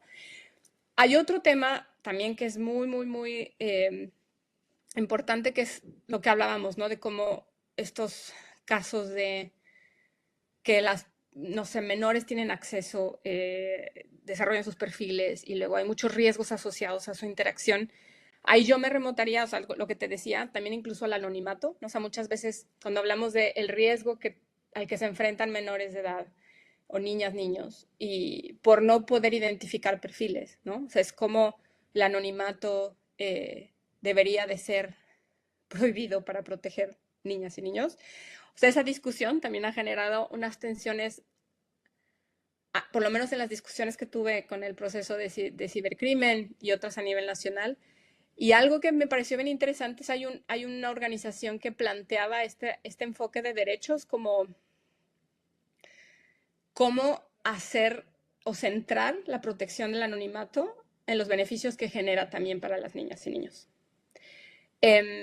Ahí hubo una como argumentación bastante interesante, pero que también radicaba en dejar de centrar, como en limitar los beneficios que pueden tener las niñas y niños en utilizar la tecnología por protegerles de estos riesgos, ¿no? Entonces, digo, no sé, tal vez esto no es sumamente útil, pero sí te puedo compartir como muchos de los argumentos que se utilizaron en estas discusiones, ¿no? Como de tensiones entre si el anonimato, si no, si el mecanismo subutilizados y demás. Te agradezco profundamente, Paulina, y sí me interesaría muchísimo. Pongo aquí mi correo para poder Perfecto. seguir. Gracias.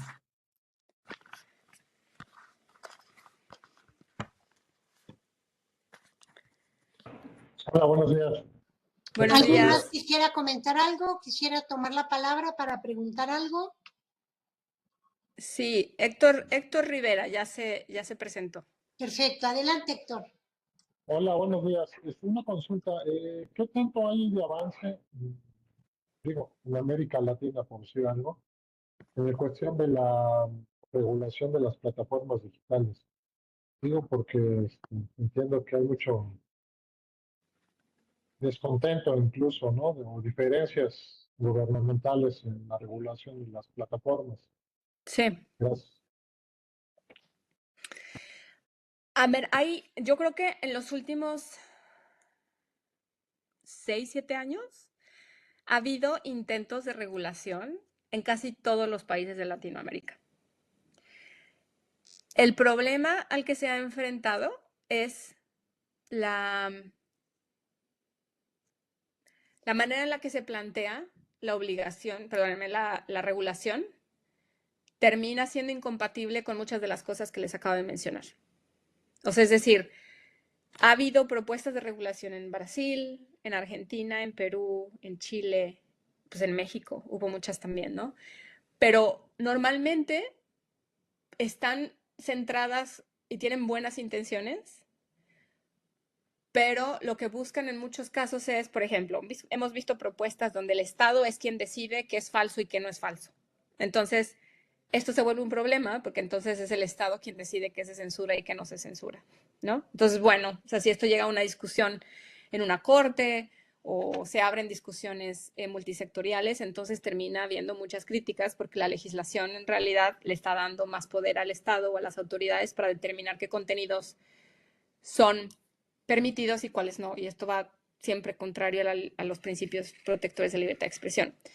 Otras regulaciones se han centrado en determinar que las plataformas tienen que responder en un periodo de, no sé, de 24 horas, informar a las autoridades cuando hay un contenido que sea ahorita no recuerdo bien, pero por ejemplo, discursos de odio. Entonces, yo hablaba, todo lo que hablamos de discursos de odio no es un concepto legal. Entonces, si la plataforma tiene que censurar discursos de odio bajo una legislación brasileña o peruana, pero la legislación no dice qué son los discursos de odio, ni justifica, no tiene una base legal para decir por qué el Estado puede censurar discursos de odio. Entonces, creo que todos los intentos se han centrado, o la mayoría, me voy a atrever a decir, se han centrado en regular contenidos, en lugar de centrarse en regular cosas que les acabo de compartir, ¿no? O sea, ¿por qué no regulamos la manera en la que responden o no responden a remociones. ¿Por qué no regulamos la transparencia? ¿Por qué no regulamos el poder que están teniendo con los modelos económicos, ¿no? A ver, no estoy queriendo desestimar el problema que hay con la moderación y muchos contenidos que están circulando por culpa de las malas prácticas de las empresas. O sea, es un problema que tenemos. Pero tenemos al mismo tiempo las iniciativas que promueven muchas autoridades que terminan siendo más negativas o generando más efectos negativos en el ejercicio, por ejemplo, de actividades periodísticas, de protección a derechos de comunidades en situación de vulnerabilidad. ¿Por qué? Porque muchas veces también buscan más esta idea de protección en lugar de asegurarse que la plataforma va a ser contenida en alguna de sus prácticas. Entonces, todavía hoy en día tenemos discusiones en Brasil sobre algunas de las legislaciones. Y, por ejemplo, cuando hablamos de Brasil, las legislaciones surgen también de un contexto político muy particular, ¿no? O sea, en Brasil, en la elección de Bolsonaro y después las elecciones siguientes, ellos tienen un marco que dice que el marco civil de Internet dice que los intermediarios no son responsables en tanto respondan a remociones por orden judicial, ¿no? Pero en el contexto de las elecciones con Bolsonaro y las siguientes, se cuestionó que este artículo fue un impedimento, ¿no? Para eliminar contenidos que no tenían que circular durante las elecciones. Entonces, hay una discusión sobre si esta regulación está siendo efectiva o no, si es demasiado laxa o no, o si tendrían que buscarse, por ejemplo, una de las últimas iniciativas que propusieron fue regular los mecanismos de apelación, por ejemplo.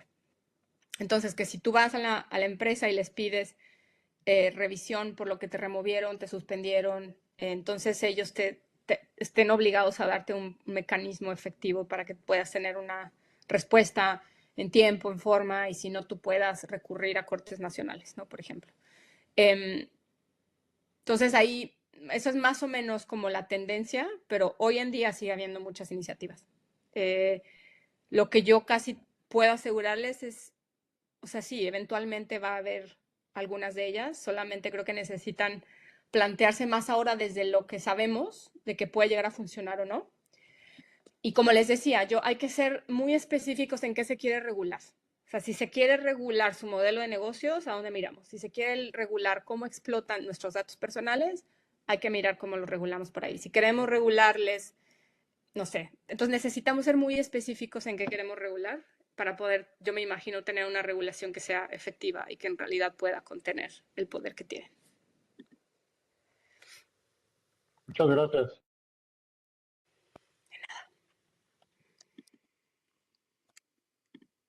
¿Alguien más? ¿Alguien más tuviera alguna pregunta, algún comentario? Juan Martín da las gracias. ¿Alguien en el chat de los que no tienen micrófono que quisiera preguntar algo? Hola, buenos días. Yo tengo varias dudas. En Adelante. cuestiones, por ejemplo, hablas de la responsabilidad de las plataformas. Por ejemplo, en el caso de temas de racismo, no me voy a centrar como en temas de fobia, sino general como en la parte de racismo. Por ejemplo, está comprobado que el algoritmo hecho directamente de Google está creado por gente blanca con bastantes sesgos, ¿no?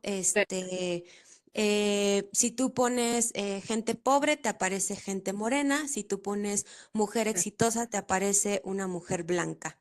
En esos aspectos, creo que ahí sí sería importante como regular y hacer responsables a las plataformas de cómo están ellos programando su algoritmo, ¿no? Porque en este caso, básicamente lo que me están diciendo es que pues no existo, ¿no? O sea, cuando yo trato de buscar gente similar a mí, solamente me va a dar un tipo de persona y eso me invisibiliza. En el caso, por ejemplo, de Facebook, que hubo, y nos los contaron aquí también en clases anteriores, que hubo un grupo de personas que hablaban en su lengua materna de un pueblo originario y Facebook inmediatamente los censuró, ¿no? Cerró todo porque en su algoritmo eso no existe. O sea, la gente no existe, ¿no? O sea, básicamente esa lengua no existe, entonces por ende es está atacando, está haciendo algo que no debería de ser claro. Ahí creo que no es responsabilidad de terceros, ahí creo que es responsabilidad de la plataforma por tener estos sesgos y ¿cómo vamos a ir regulando? Porque creo que es importante, tú mencionaste este caso de islamofobia, en el que ya surgió y dices, bueno, ya surgió esto y es importante y hay que retomarlo. Ajá, pero cuando no existe y cuando lo tratamos de hacer visible, eh, el camino para ser visible, porque todo lo legal, porque siempre te dicen eso no existe, porque eso no hay una legislación, porque no se puede hacer, porque no sé qué tanto, y es un recorrido que muchas veces muchas personas lo dejan tirado, ¿no? O a veces se señala y hay grupos de personas que te dicen, no, pero es que eso no puede proceder, es que eso atenta contra la libertad de expresión, pero es que eso, bla, bla, bla. Sí. Tiempo después te dicen, no, ¿sabes qué? Sí, nos equivocamos y sí vamos a darte el respaldo en ese aspecto. Y nos damos cuenta que al final quien tiene la responsabilidad de eso y que no se hace cargo, justo son las plataformas. Y en ese sentido, como tú dices, pues sí, hay que centrarnos en ver cómo regular a las plataformas en ciertos sentidos, ¿no? Sí. Eh, con toda esta explicación que te di, con todos estos puntos que yo veo y que identifico que sí hay mucha responsabilidad por parte de las plataformas, ¿qué dirías tú o cuál sería, porque mencionas mucho a Brasil, mencionas muchos otros países, pero en específico en México, ¿cuál crees que serían los ámbitos regulatorios para las plataformas donde sí tienen responsabilidad, donde sí nos hace falta trabajar esa parte? Y también decir, bueno, es que a lo mejor el caso que tú me estás mencionando puede ser, a la larga, eh, puede ser, no sé, libertad, va en contra de la libertad de expresión. Sí, pero en este momento a mí me está afectando. En este momento yo me estoy viendo afectada y no es libertad de expresión porque no me dejan tampoco expresarme, ¿sabes? En Facebook no puedes escribir negro porque Facebook cree que estás llevando un mensaje de odio cuando realmente se hizo un grupo de neonazis mexicanos, lo cual me parece bastante extraño, y estuvo ahí, hicieron una reunión y todo fue por parte de Facebook, se hizo en la plataforma, cuando la plataforma se supone que no tiene o que no lleva el mensaje de odio porque lo puede reportar inmediatamente. Entonces, ahí sí hay una responsabilidad de terceros, pero también hay una responsabilidad por parte de la plataforma. ¿Cómo dirías tú que se tendría que regular esa parte aquí en México? No tengo la respuesta. Obviamente estos problemas, lo que tú me estás contando es algo que sucede en todos lados. Y son problemas que, como tú lo has dicho, las prácticas de las empresas y el hecho de que hayan tenido tanta flexibilidad y libertad en su desarrollo han generado que se perpetúen estos modelos de discriminación y opresión a través de sus sistemas de negocios, ¿no? Entonces, yo por eso cuando hablo de qué manera podemos limitar su control, de qué manera podemos limitar sus prácticas discriminatorias, porque estamos hablando de prácticas discriminatorias que no tienen que ver con libertad de expresión. O sea, si aquí metemos un tema de libertad de expresión, no me queda claro a quién estamos protegiendo, la libertad de expresión de quién, ¿no? Aquí estamos hablando de, como tú dijiste bien, prácticas específicas que son discriminatorias por parte de empresas. Entonces, si lo vemos desde un enfoque legal, yo como lo dije también, yo aparte soy muy partidaria del el derecho es moldeable y el derecho también evoluciona. Entonces, hay muchos fenómenos que tenemos hoy para los que no hay respuestas legales, pero tenemos que empezar a construir estas como bases legales o estos mecanismos para hacerlo. Si tú me preguntas a mí, o sea, tú me dices, la plataforma es responsable de esto. Cuando hablamos de responsabilidad, necesitamos pensar en responsabilidad en qué sentido. O sea, hoy en día no tenemos esas herramientas. O sea, si tú me dices que quieres hacer responsable a Facebook porque su algoritmo discrimina, habría que meternos a ver cuáles son los alcances de los marcos legales en discriminación que tenemos. ¿De qué manera juegan estos marcos legales con empresas que están en otro lado? Si no tenemos opciones, entonces hay que buscar la respuesta para eso, ¿no? Pero por eso te digo, ahorita no tengo idea cómo decirte, vamos a usar la ley especial de violencia contra tal y vamos a litigar por acá. Lo que sí te puedo asegurar es que desde un enfoque de libertad de expresión, en ningún momento estaríamos por proteger el algoritmo de Facebook, ¿no? O sea, esa no es como la postura. Más bien al contrario, o sea, creo que es una partidaria total de que muchas de las veces cuando encontramos este tipo de muchas veces que pueden aparecer conflictos, ¿no? Entre la no discriminación o la igualdad y la libertad de expresión y la privacidad. O sea, muchas veces, o sea, la manera en la que a mí me ha gustado mucho trabajar, en particular con grupos de mujeres, es cómo ver la protección de la libertad de expresión de estos grupos que son desproporcionada y particularmente afectados, ¿no? Esto desde un enfoque de libertad de expresión. Pero otra vez, creo que la problemática que tú me estás planteando, que es seriamente importante, creo que está mucho más en la lógica de no discriminación o protección de no discriminación a un tema de libertad de expresión. Digo, tal vez no es satisfactoria mi respuesta, pero, o sea, estoy de acuerdo. Yo, la intención que tengo de compartirles el principio de no responsabilidad tiene que ver con un tema mucho más de cómo asegurarnos de que estas empresas dejen de censurarnos, ¿no? Que estas empresas tengan algún tipo de obligación por las prácticas que hacen y que eliminan muchos contenidos, porque en particular creo que en Latinoamérica y en México también hay mucha evidencia al respecto de cómo estas empresas simplemente deciden tomar más mecanismos automatizados para eliminar conforme a sus reglas, cuando sus reglas muchas veces están basadas en conceptos gringos o están basadas en problemas que pasaron en Australia, pero las aplican de igual manera en México, ¿no? Entonces, ahí hay un problema de contextualización también de las prácticas de las plataformas. Y este creo que es un problema, tú me lo dijiste ahorita, el problema de cuando hay lenguajes, cuando se utilizan ciertos lenguajes en sus plataformas y deciden que son peligrosos y lo eliminan conforme a una política, ¿no? Este es un problema que sucede todos los días y donde también hay mucha incidencia por exigirle a las plataformas que tienen que invertirle más en su moderación para dejar de censurar este tipo de voces, ¿no? Pero si tú me preguntas hoy desde una lógica legal, ¿qué base legal puedo usar como para limitarlos por lo que están haciendo? No lo sé.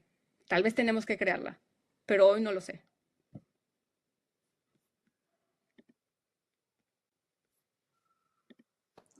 Qué interesante que tengamos estas dudas todavía, ¿verdad? Que estemos ya en un momento tan desarrollado de las tecnologías de la información y la comunicación, con el crecimiento tan vertiginoso de la inteligencia artificial y otras tecnologías emergentes, y todavía no tengamos mucha claridad de cómo podemos generar mecanismos de regulación, de moderación de contenidos de estas plataformas.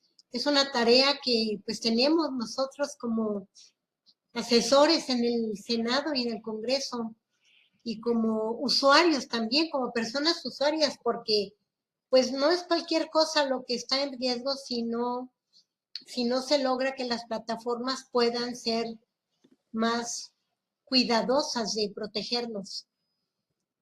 Y sabes que, Eliana, yo la verdad es que diría ahorita, o sea, si de alguna manera estamos buscando, ¿no? Ok, sabemos que Meta, Facebook, Google está usando un algoritmo en México donde las personas en México están accediendo y están dándose cuenta que hay sesgos, hay discriminación en sus programaciones y demás.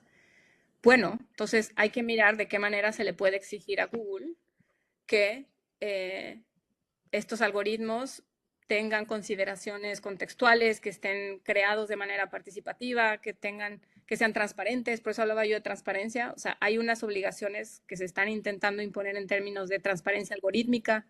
O sea, la transparencia algorítmica puede ser una obligación impuesta a estas plataformas para entender y visibilizar los problemas que Vaina compartió, ¿no? O sea, eso es a lo que voy. Necesitamos una discusión sobre este problema en concreto y si es algoritmos, veamos qué podemos obtener con transparencia algorítmica, o sea, sí hay opciones, ¿no? O sea, lo que yo iba es hoy en particular, para los varios temas que me plantearon, necesitamos tener una discusión muy amplia y un análisis de por dónde empezamos, ¿no? Sí. Pues sí, o sea, Meta es de las que nosotros tenemos una muy cordial relación con Meta, tenemos que decirlo. Tenemos digamos, una cercanía en términos de poder plantearles cuestiones y también con Google, pero pues Meta controla Facebook, Instagram, WhatsApp, que son súper importantes, son de los principales que usamos. Entonces, entendemos que TikTok, que es también de los que más se usan, sobre todo por personas jóvenes, tienen su propia mecanismo de moderación, inclusive tienen una guía para padres, madres y tutores que difunden en las escuelas y que nos han apoyado inclusive para difundirla. Pero pues tenemos mucho trabajo. Muchas gracias, Paulina, por colocarnos estos temas. No sé si alguien tuviera alguna pregunta, algún ¿Sabes qué? comentario. Eliana, si me dejas responderle a Paulina, que puso Perfecto. un comentario en el chat. Yo estoy totalmente de acuerdo. O sea, ni son neutrales ni los algoritmos, y creo que en ningún momento estuve proponiendo que lo eran, ¿no? Yo creo que cuando hablamos de la interdependencia de derechos y que la libertad de expresión no está por encima de los derechos, creo que cuando hablamos de proteger la libertad de expresión y la razón por la cual muchos de estos estándares y principios han evolucionado al margen de la protección de la libertad de expresión, es porque está demostrado que las medidas que más le convienen a las empresas y a los estados es censurar. Y la historia latinoamericana nos lo dice con ejemplos claros, ¿no? Entonces, muchas de las propuestas y de los incentivos que tienen los grupos de libertad de expresión, o por lo menos en mi caso, y sé que de artículo 19 también en México, es asegurarse de que esas medidas no terminen censurando las voces que estamos intentando proteger. Y es claro, y por eso les dije en algún punto, es muy, muy, muy común que crean que cuando hablamos de no responsabilidad, estamos intentando proteger a las empresas, y ese nunca ha sido el objetivo, y siempre hemos estado reclamándole a las empresas por lo que hacen, ¿no? Pero cuando hablamos de protección de libertad de expresión, no estamos hablando de todas las expresiones. Queremos proteger a las voces críticas, queremos proteger toda la divulgación de actos de corrupción, queremos proteger las voces de aquellos grupos que están siendo discriminados, que no están representados en la discusión pública, ¿no? O sea, ese es un enfoque creo que muy importante que destacar cuando hablamos de esta relación entre discriminación y libertad de expresión. ¿Por qué? Porque la libertad de expresión no está diciendo que se permitan los discursos discriminatorios. O sea, eso también creo que es una tensión que ha existido históricamente y donde creo que por lo menos yo y varias personas en el artículo hemos intentado ir desmantelando, como para ver cómo más bien interactúan y se complementan esos derechos en lugar de verse como en conflicto. TikTok limita muchas veces los temas de derechos humanos. Sí, y ahí también tenemos un problema de algoritmo. Y creo que también, y otra vez, no digo que solamente la respuesta es transparencia algorítmica, pero si conocemos y tenemos acceso a cómo estos algoritmos están programados, vamos a poder demostrar que discriminan y entonces exigirles que dejen de discriminar conforme a ciertas como bases legales. Digo, hablando de la parte legal, o sea, no estoy diciendo que no hay otras maneras para hacerlo, pero si queremos una vía legal, que cuando hablamos de responsabilidad se habla de mecanismos legales, obligaciones legales, ahí es donde yo estaba enfocando mi presentación. Y la otra también, quise traerles ejemplos de otros lugares porque yo entiendo que están teniendo conversaciones y hay muchas presentaciones que son muy acotadas en México. Entonces mi intención y lo que me propusieron fue compartirles derecho comparado, las tendencias a nivel global, los pros y contras de las discusiones, ¿no? Pero si quieren que un día sigamos discutiendo del contexto más concreto en México, yo feliz. Paulina, si me permites solamente complementar la reflexión que están haciendo. Bueno, coloco un poco desde la experiencia que me ha tocado pues los últimos, que serán 15 años con los derechos digitales de niñas, niños y adolescentes, y comenté brevemente que lo que hemos encontrado puntualmente en el Consejo de Derechos Humanos en 2015, desde que se asume claramente que el derecho al Internet es algo que tenemos que proteger y todos los derechos asociados a este acceso, implica, en el caso específico de niños y niñas, como lo comenté, un equilibrio entre protección y acceso. Y retomando lo que planteas y que lo comparto plenamente, no podemos aplicar métodos del siglo pasado a una realidad del 2021. O sea, nosotras mismas como defensores, como defensoras, abogados, abogadas, funcionarios públicos, tenemos que replantearnos en los principios básicos. O sea, los estados tienen que proteger los derechos de las poblaciones, ¿no? Al mismo tiempo que su rol es regular. No vamos a quitar la naturaleza a las empresas de generar dinero.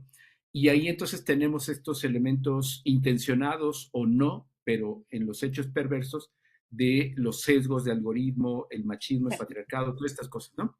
Entonces, creo que precisamente desde el punto de vista sin una solución única, ni sencilla, ni rápida, es involucrar a la propia población, en este caso las mujeres, como lo están haciendo las colegas feministas, para denunciar esos sesgos, las organizaciones antirracistas y otras. Lo mismo tendríamos que hacer con niños y niñas, personas jóvenes, en la lógica de exigibilidad. Y cierro con lo que tú comentaste, que lo comparto, es que en tanto nosotros usamos estas plataformas y conocemos nuestros derechos digitales, podemos y debemos exigir al Estado que intervenga.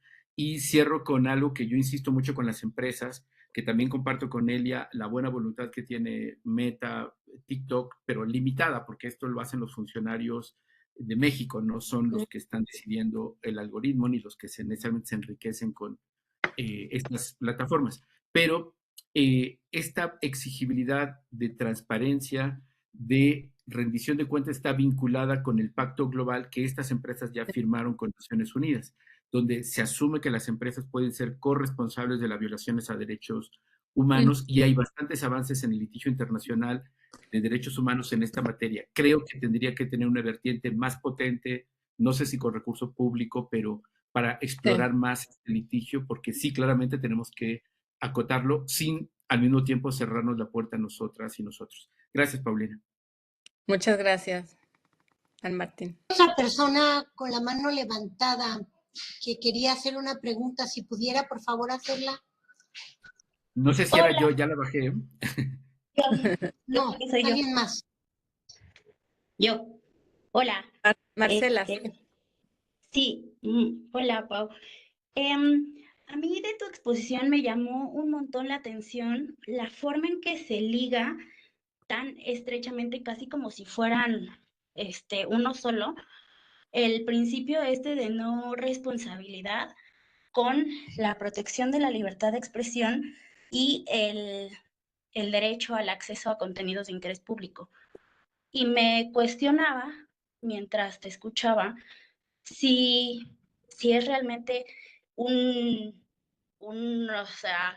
ente inamovible, digamos, y inseparable este principio de la protección de estos dos derechos, porque a mí me parece que se puede proteger la libertad de expresión y se puede proteger el acceso a contenidos de interés público sin que se les reste responsabilidad a las empresas.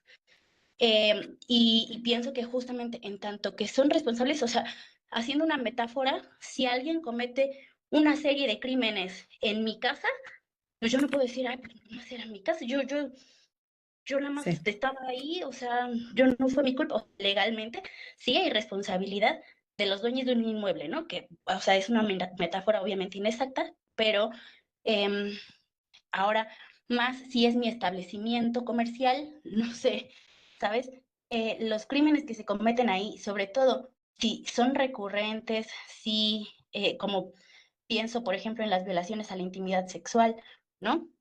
En donde se difunden contenidos, donde Sí. hay grupos de intercambio de packs, por ejemplo, o sea, y hacer que las plataformas no tengan responsabilidad por ese tipo de cosas, y seguir protegiéndolas como si fuera la protección a su no responsabilidad, sinónimo de protección de derechos, o sea, al menos en cómo suena, no parece tener tanto sentido. Sí, yo creo que en estos casos en particular, pero yo creo que cuando hablamos de este principio, y por eso que lo repetía bastantes veces, era como no responsabilidad por contenidos de terceros, ¿no? Entonces, si hablamos de este ejemplo en particular, por ejemplo, si hacemos el ejercicio concreto, ¿no? Si estamos hablando de casos de intimidad sexual o incluso divulgación de estos como contenidos, si hablamos de que queremos que las empresas sean responsables, porque otra vez, este contenido no es de interés público, ¿no? O sea, no necesita protegerse de ninguna manera. Entonces sí se puede desconectar. O sea, yo por eso cuando hablaba de libertad de expresión e interés público es porque toda la discusión para eliminar la protección que tienen estas empresas es porque se ha girado alrededor de censurar contenidos muy relevantes. Cuando hablamos de este tipo como de otros contenidos y que estamos buscando que tengan responsabilidad, esto sigue siendo contenidos de terceros, ¿no? Por ejemplo. O sea, creo que la pregunta tal vez como para construir la respuesta es ¿de qué manera quisiéramos que sean responsables? O sea, que sean responsables por el servicio que dan, que sean responsables por el contenido de estas personas y entonces, ¿cómo sancionamos a las personas mismas que lo están haciendo? O sea, si es responsabilidad por... o sea, y es donde siempre entra la pregunta. Cuando hablamos, queremos que sean responsables, ¿ok? Por eso les hablo como de los problemas específicos. Y este que es un problema, claro. ¿Qué tipo de responsabilidad nos estamos imaginando? Y ahí es donde podemos encontrar como la parte más creativa para encontrar las soluciones, ¿no? Por ejemplo, una de las prácticas, mecanismos que hay en Brasil es que, por ejemplo, si hay una persona afectada en particular por este tipo de divulgación de, no sé, contenidos sexuales y demás, es que haya una orden judicial que le ordene a la empresa que remueva el contenido. Entonces, si esta empresa no lo renueve o no lo remueve o no limita o limita su acceso o no lo limita, más bien, si no lo limita, entonces es responsable de sanciones. Entonces, el Poder Judicial le puede imponer sanciones a la empresa. Y de hecho, en Brasil ya se han impuesto sanciones a las empresas. Entonces, tal vez la pregunta es, ¿queremos un modelo así? O sea, si queremos que haya una vía legal para que una corte le ordene a la plataforma que remueva cierto contenido, entonces hay como un tipo de escrutinio judicial, entonces explorémosla, ¿no? Entonces, y otra vez, y tú lo dices muy bien, o sea, no es que sí hay una conexión muy importante en interés público, libertad de expresión y este principio, pero porque la mayoría de los casos que se han litigado implican contenidos de interés público. Entonces, cuestionarlo, ya como cuestionar la responsabilidad, creo que se puede llegar a amarrar a estos casos de si no responden a una orden judicial, si están ignorando cierto tipo de requerimientos judiciales o de la autoridad. O sea, ese creo que es un campo abierto y que yo no veo que tengamos en México, por lo menos. Ya, ok, bueno, un poco en seguimiento, pasa también que en el caso de México, pues las órdenes judiciales tardan un montón, implican Sí, también un proceso largo, tortuoso para las víctimas. A lo mejor sí, en un caso de libertad de expresión puede ser menos, o de cosas de interés público puede ser difícil, pero no tan tortuoso. Ahora, yéndome a casos de violaciones a la intimidad sexual, ¿no? Por ejemplo, en donde una víctima se siente culpable y tiene todo este contexto, ¿no? Sentirse culpable, que no quiere que sepan, la gente en su trabajo, sus papás, y entonces un orden judicial para una remoción de contenidos o para algo así, cuando la plataforma, a pesar de los múltiples reportes y de sus propios parámetros, no da respuesta, pues, o sea, es prácticamente inalcanzable, o para el momento en que ya se tiene la orden judicial, pues de todas formas ya se había bajado el contenido, pero el punto es que son horas en las que se está vulnerando la integridad, la dignidad de la mujer, por ejemplo, en otros casos en los que hay suplantación de identidad y, vulneran datos personales como si ella misma se estuviera vendiendo, y entonces para llegar a un orden judicial, imaginemos que el sistema fuera súper eficiente y que llegara en 5 días, son 5 días que ya le estuvieron vendiendo por todos lados, ¿sabes? Entonces, bueno, nada, sí pienso que construyendo o imaginando marcos regulatorios, o sea, porque no es una pregunta para que tú resuelvas, pues, o sea, entiendo que toda la gente que estamos aquí, pues algún conocimiento tenemos o hemos adquirido a lo largo de estas sesiones, pero sí, o sea, sí se les tendría que tener muy reguladas a las plataformas, no para que ellos establezcan sus propios mecanismos casi que de forma voluntaria, ¿no? Como hasta ahorita ha pasado, que Facebook, todo el mundo dice, ay, no, es que Meta súper abiertos. Sí, pero es de buena voluntad, no es porque tengan una responsabilidad, y en el momento en el que su política empresarial cambie, y ya ha pasado, pues esa buena voluntad se diluye y se configura de otra manera.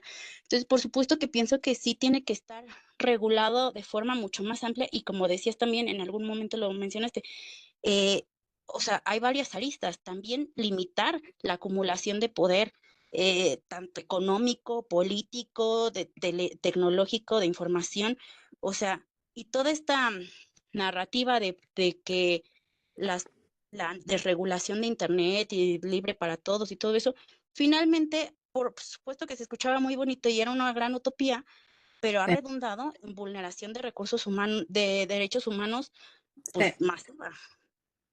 Sí, no ha cumplido su promesa democratizadora, definitivamente.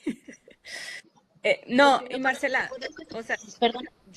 o sea, estoy totalmente de acuerdo, y por eso como algunos de los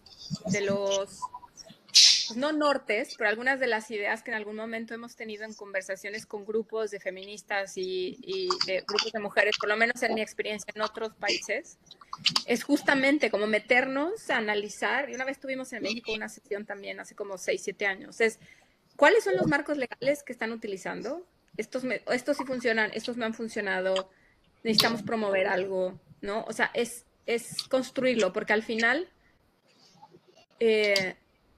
pensar en una responsabilidad y cómo imponerle controles requiere un trabajo arduo de entender cuál es el alcance que una legislación puede tener para imponerle una responsabilidad, y que sea en realidad algo que les haga evitar o que no lo repitan. Básicamente, ¿no? Garantías de no repetición. O sea, ¿cómo aseguras para que una plataforma de este alcance, ¿no? Entonces, hay un montón de aristas que estos, como tú dices, ¿no? O sea, se necesita construir, necesitamos encontrar, incluso ver los marcos. Yo decía, ¿no? ¿Qué está subutilizado? O sea, si tenemos una legislación de violencia contra mujeres, y no estoy diciendo que es totalmente aplicada, efectiva, no, yo sé que no. Y si las órdenes judiciales no funcionan, entonces creo que implica todo un análisis, pero donde quiero que como dejarlo muy claro, en ningún momento significa, lo que expuse hoy, en ningún momento significa que entonces todos estos contenidos son de interés público y tienen que circular. O sea, eso no es lo que intenté decir en la conversación. Este es un caso particular, son situaciones muy serias que requieren su atención de esa manera y que no implica protección bajo interés público, ¿no? Nada más para que quede en el récord. Sí, yo ya, perdóname, lo último, solamente que también esto de lo que es de interés público, creo que tampoco se les puede delegar a las empresas, o sea, como quitarle el control al Estado no puede transferirse a manos de empresas, porque ya vimos que no funciona, o sea, que son igual de corruptas, que son igual de, o más bien, pues puede ser hasta peor, o sea, las plataformas, los corporativos grandes de Big Tech, o sea, ya podemos tener la información ahora de que acumulan más poder que algunos estados-nación en el planeta. Entonces, pues eso, nunca quitarle al Estado para darle a las empresas, creo que ha funcionado en la historia. Muy bien.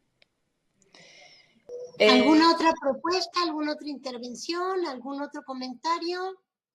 Estamos ya a 5 minutos de terminar.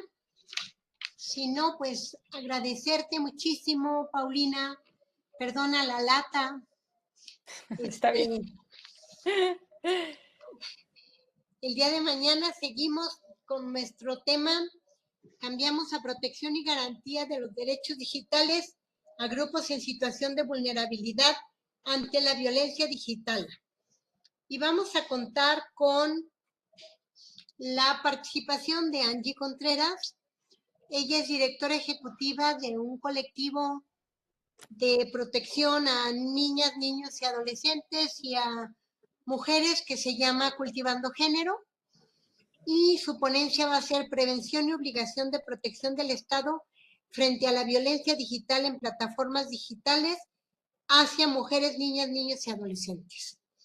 Entonces, pues, si no hubiera más, nos veríamos mañana a las 9 de la mañana. Les compartimos la ponencia de Paulina en un ratito y seguimos en contacto. Como saben, cualquier opinión, cualquier comentario, pues es bien recibido en los teléfonos de la comisión o en el correo electrónico. Muchas gracias, Paulina, que tengas una buena tarde-noche. A ustedes, muchas gracias. Y nos vemos en una próxima ocasión. Hasta luego y hasta mañana. Muchas gracias, hasta luego. Gracias, gracias.